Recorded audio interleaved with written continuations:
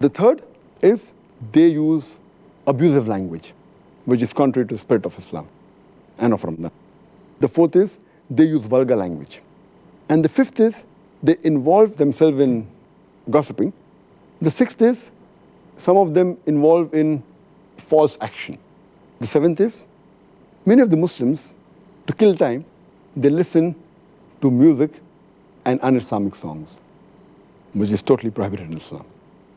The eighth common error is many of the Muslims, to kill time, they watch un-Islamic television programs and un-Islamic movies.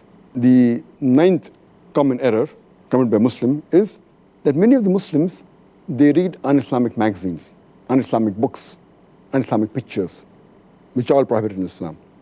The 10th common error done by Muslims in this month is many of them, they go to un-Islamic sites on the internet, which is again prohibited. The 11th common error is that they spend excessively and they commit extravagance. And the 12th is there is a lot of wastage of food.